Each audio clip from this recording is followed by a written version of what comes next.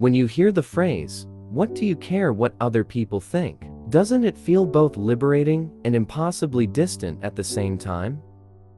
Richard Feynman, the Nobel Prize-winning physicist, lived his entire life embodying this idea in the most hardcore way possible. This book, What Do You Care What Other People Think?, is not chicken soup for the soul. It's his raw, rebellious life showing you, truly free people never borrow their vision from others. Chapter 1, The First Gift from Feynman's Father. Don't follow the crowd blindly. Richard Feynman's father, Melville, wasn't a scientist, yet he was the true mentor who sparked his scientific thinking. His father never just gave answers, he always asked, "How do you know that's true?" When little Feynman was 5, his father showed him a dinosaur picture in an encyclopedia and said, "Scientists call this a Tyrannosaurus rex, but how do they know?" He offered no answer, but planted the question deep in Feynman's mind. From that moment, Feynman learned the most important lesson: don't believe something just because someone said it, figure it out for yourself. This habit of refusing to blindly follow authority stayed with him his whole life. As an adult, facing countless accepted truths in physics, he always asked himself first, is this really correct? Why do others think so? Can I prove it's wrong in the simplest way? This childhood habit led to his revolutionary contributions in quantum electrodynamics and kept him clear-headed under social pressure. His father also taught a subtler truth. Knowledge isn't for showing off, it's for understanding the world. Feynman recalled a museum visit where someone nearby was loudly naming exhibits. His father whispered, "See that guy? He knows all the names but understands nothing." That sentence made Feynman lifelong wary of the trap of knowing names without grasping essence. Later, while teaching in Brazil, he saw students recite formulas perfectly, yet fail to understand the physics. He nearly smashed the table in frustration. This wasn't arrogance, it was the honesty his father instilled. If you don't understand, admit it, don't pretend. Melville trained Feynman's observation and questioning through everyday things. Fixing a bicycle chain, for example, his father let him try and fail first, then asked, "Why did you think that would make the chain turn? Why is it stuck now?" Through repeated disassembly and reassembly, Feynman learned early to break phenomena down to basic parts instead of stopping at surface conclusions. This, break it down to the atomic level, thinking later shaped how he tackled quantum mechanics problems. When studying electron paths, he didn't accept ready-made formulas, he rebuilt the entire framework from primitive assumptions, step by step, like fixing a bike as a child. His father's influence extended to language and expression. Melville demanded Feynman explain complex ideas in the simplest words. Once, when Feynman tried explaining relativity to his father, Melville said, "You explained it too complicatedly. If even an outsider can't understand, it means you don't fully get it yourself." That became Feynman's lifelong rule. If you truly understand something, you can explain it plainly. His Feynman lectures on physics later made cutting-edge quantum field theory sound like storytelling, all thanks to lessons from his father. Even more importantly, his father showed him that curiosity matters more than raw intelligence.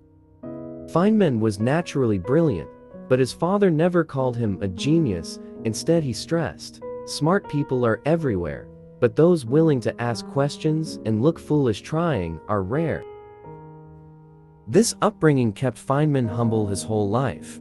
After winning the Nobel Prize, when asked his secret to success, he said, "I just asked a few more wise than others." His father's gift wasn't knowledge itself, but the courage to question and the habit of refusing blind conformity. That gift was more precious than any inheritance. This refusal to conform also made Feynman unique during the Manhattan Project. In the early 1940s, he was drafted to Los Alamos for the atomic bomb. The place was filled with the world's top physicists, all tense, afraid one wrong word would slow progress. But Feynman acted like a kid, asking why everywhere. He questioned safety rules, calculation methods, even why some experiments had to be so secret that colleagues couldn't discuss them. Others thought him reckless. He thought, if we can't question internally, how can we catch mistakes? His attitude helped him spot a fatal flaw in centrifuge design early, averting potential disaster. He later recalled, "I wasn't trying to pick fights, I just wanted to get things clear."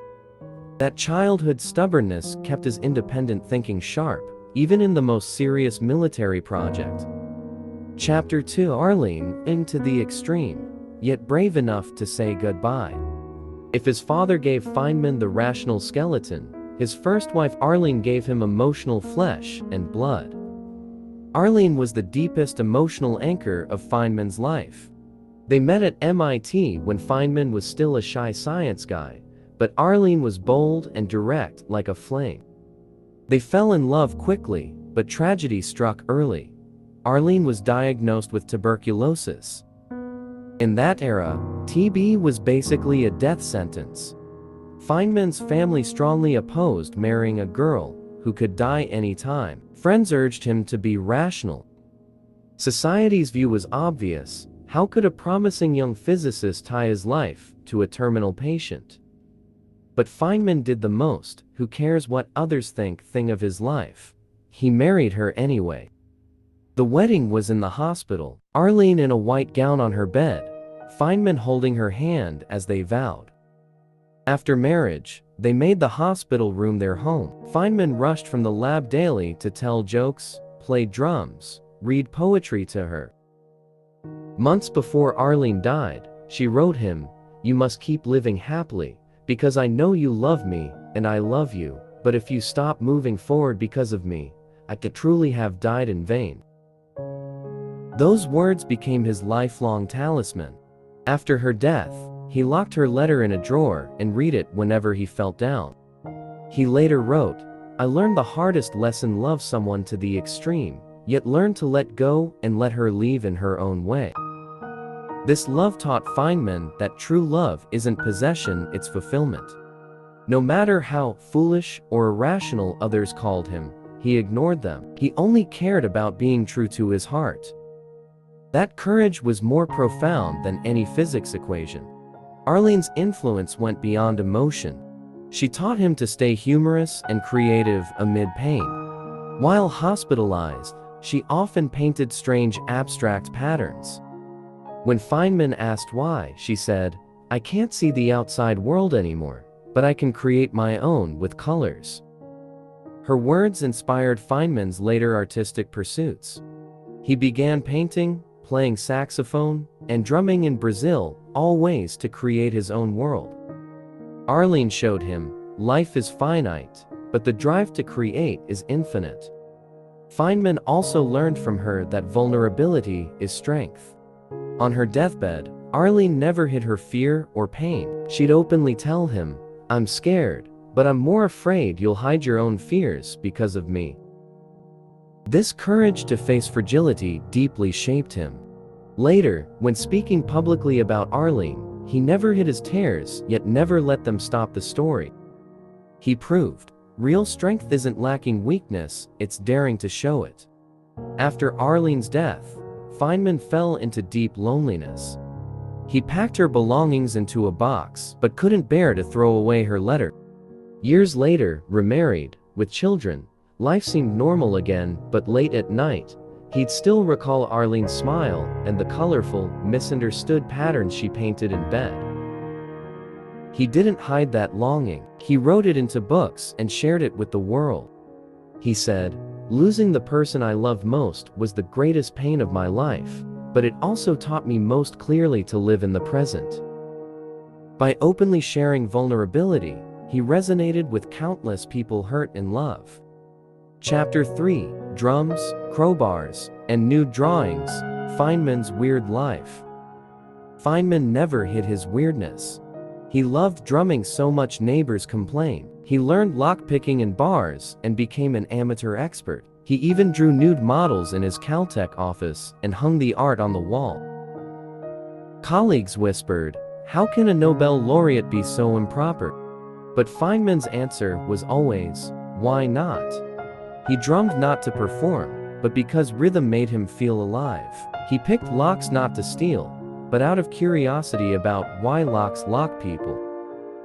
He drew nudes because the human body is beautiful. Geometry, why can't scientists appreciate beauty?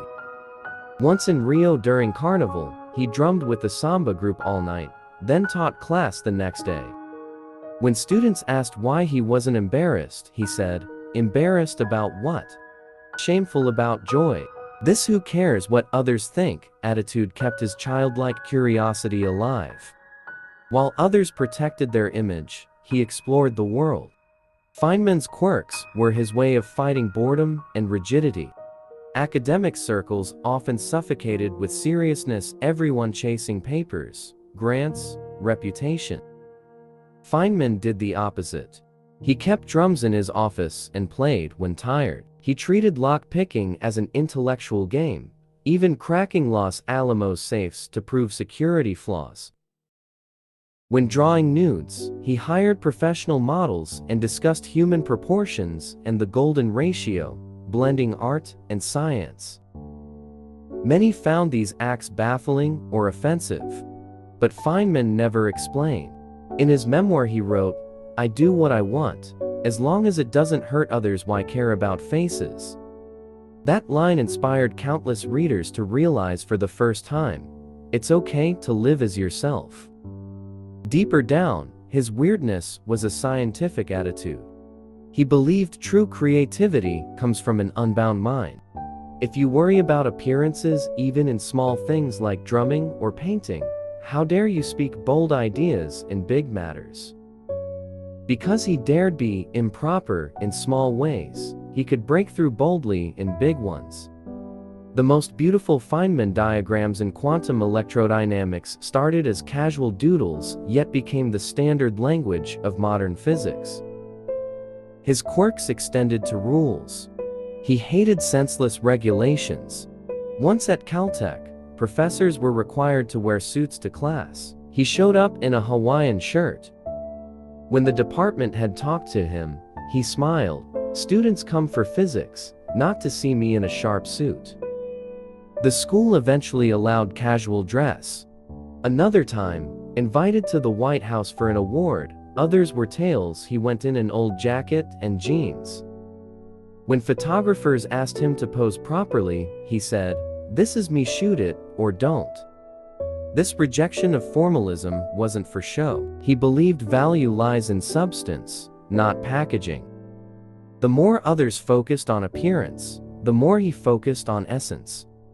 Chapter 4, Challenger, poking holes in bureaucratic lies with an O-ring. In 1986, the Space Shuttle Challenger exploded, killing all 7 astronauts. The nation was shocked. President Reagan formed an investigative commission, and Feynman, then 68, was invited to join. He could have enjoyed retirement, but he accepted without hesitation. During the investigation, he discovered NASA was riddled with bureaucracy and cover-ups. Engineers had warned that O-rings lost elasticity in cold temperatures, risking seal failure, but management downplayed risks to meet deadlines. Feynman was furious, not at technical errors, but at knowing danger yet pretending safety. In a televised hearing, he did something stunning. He dropped an O-ring into a glass of ice water, waited seconds, pulled it out, it had hardened and cracked. Calmly, he said, "That's the cause." That simple experiment shattered NASA's layered lies on live national TV. Viewers were stunned. Later asked why he ignored committee procedure, he said, "Because truth matters more than process." Others cared about politics and balance. He cared only about facts. That's Feynman, saying the hardest things in the simplest ways. Behind the experiment was his view of responsibility. He believed scientists work for truth, not government or institutions. When institutions hide truth, Scientists must speak out even if it offends everyone. In his report he wrote, "For an institution that doesn't care about truth, science is mere decoration." That line became a sharp critique of bureaucracy, widely quoted. Feynman exposed NASA's risk assessment culture. Management labeled engineers' concerns 1 in 100,000 low probability. Engineers estimated 1 in 100. He pointed out, turning subjective judgment into objective numbers is dangerous. Using a coin toss analogy, if a coin lands heads 99 times, do you bet on heads the 100th? Probability isn't magic, it can't override common sense. In his famous appendix to the Challenger report, he wrote, "Nature cannot be fooled. You can fool yourself, your boss, Congress, but not nature." That sentence became a motto for scientific integrity, posted on countless desks. He criticized the layered reporting, risk-diluting management culture. He said, "Information from bottom to top is like water through filters cleaner at the top, until it has no taste left." His metaphor precisely hit bureaucracy's fatal flaw. Truth gets diluted in transmission until it becomes acceptable lies. Feynman's presence was like a sharp knife, forcing hidden truth back into public view. Chapter 5, The Essence of the Scientific Spirit: Doubt, Honesty, Joy. Feynman summed up the scientific spirit in 3 points. First, have doubt, don't take anything for granted. Second, be absolutely honest, especially with yourself. Third, science must be joyful, otherwise don't do it. He hated cargo cult science, mimicking scientific rituals without substance. Like research done just for papers, with faked data or forced conclusions. In a Caltech commencement speech, he warned students, "The first principle is not to fool yourself, and you are the easiest person to fool."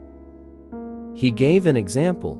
A psychologist claimed he trained rats to navigate mazes. Feynman visited and saw the rats just followed the experimenter's scent. The psychologist called it coincidence. Feynman said, "No, that's self-deception." His bluntness embarrassed many, but brought clarity to science. Feynman stressed joy in science. He said, "Physics is like playing a game, solving puzzles the harder, the more fun." His drumming, lock-picking, and painting were all play, and play was part of science. Others saw him as unserious. He thought, if science isn't fun, what's the difference from? He opposed treating science as a serious business. To him, seriousness often masked boredom. True scientists should be childlike, full of wonder at the world. While teaching in Brazil, he found physics taught as rote memorization, so he did the equatorial water vortex experiment in class, letting students see water swirl opposite directions in each hemisphere. It instantly ignited curiosity. Students later recalled, "That day, we first felt physics was fun." Feynman advocated cross-boundary joy. He believed collisions between science and other fields often yield biggest breakthroughs. He learned art to better understand nature's symmetry and proportion, languages for precise expression, even saxophone for the beauty of improvisation. These useless hobbies fed back into his scientific creativity. In later years, he loved chatting with young people. He often said, "Don't make science too grand, it's curiosity plus a little math." Once a physics student asked, "How can I make big contributions like you?" Feynman thought and said, "Don't think about contributions first. Find what question keeps you awake at night, then attack it like crazy. Fame, funding, position will follow." He added, "If you're not happy along the way, switch questions. Life is short, don't waste time on things that don't make you happy." Students copied and passed around those words. They became a pillar for many young researchers. Chapter 6, Late Feynman, Cancer-stricken, Still Rebellious, to the End. In 1988, Feynman was diagnosed with abdominal cancer. Doctors gave him a year at most. He acted like nothing happened, kept teaching, drumming, writing. After recurrence, he refused excessive treatment. "I've lived wonderfully. I don't want to suffer just for a few more months." While hospitalized, he dictated memoirs from bed, told his assistant, "Make it fun, don't make it like a textbook." Even in his final stage, he stayed and rebellious. Before dying, he told doctors, "I don't want to die again." When a nurse asked what he meant, he laughed, "I already died once just now." Feynman died on February 15, 1988. His last words, "I don't want to die again." That line was both a joke about death and a summary of life. "I've been here, played, I've loved, I've said what I wanted enough." Even late in life, Feynman kept wonder at the world. During cancer, he researched nanotechnology, imagining molecular machines, wrote letters discussing new physics experiments. He even taught nurses proper blood pressure measurement from bed. "You're doing it wrong, you'll hurt people." That obsession with detail never changed till death. He left advice for posterity in the last pages of What Do You Care What Other People Think? Science isn't for fame, money, or power. Science is for fun, for figuring out how the world works.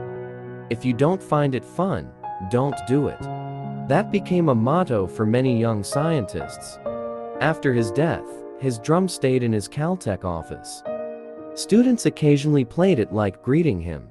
His students later recalled, "After the teacher left, we truly understood he taught us not just physics formulas, but how to live like a human, curious, honest, joyful, unafraid to look silly." His ashes were scattered in the Pacific, but his spirit, like Feynman diagrams, connected countless successors' thinking paths. Every year young people read his books and decide to live differently. Less pretense, more authenticity, fewer worries, more tries. Chapter 7. You too can live like Feynman. Feynman's life teaches us, not caring what others think isn't indifference, it's responsibility to yourself. When you keep guessing what will others think of me, you're handing your life's control to strangers. Feynman never did that. He drummed, ignoring complaints, married Arlene against opposition, did the O-ring experiment ignoring procedure. He only asked himself, is this right? Does it make me happy? Can I live with myself after? In today's world, social media amplifies others' gaze. Likes, shares, comments like countless eyes watching. You agonize over a post, worry if an outfit will get mocked, predict attacks before sharing an opinion. But what would Feynman do? He'd say, who cares? Want to drum? Drum. Want to speak truth? Speak. Want to love someone? Love fully. Others call you weird? Laugh, they live too tired. Others say you're not fitting in? Say, I wasn't part of the group anyway. Of course, this isn't becoming a loner, it is demoting others' thoughts from first place in decisions to last. First place is always, what do I think? Does my conscience approve?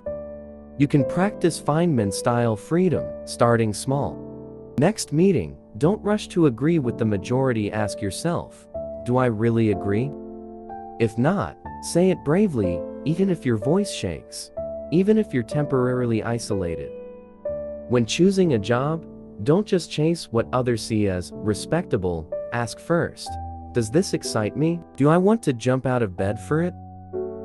In relationships, don't ask, will he or she despise me? Ask, do I love this person? Am I willing to give for them? Feynman's drumbeat still echoes. It's not noise, it's the rhythm of freedom. Do you hear it? Now, it's your turn to beat your own drum.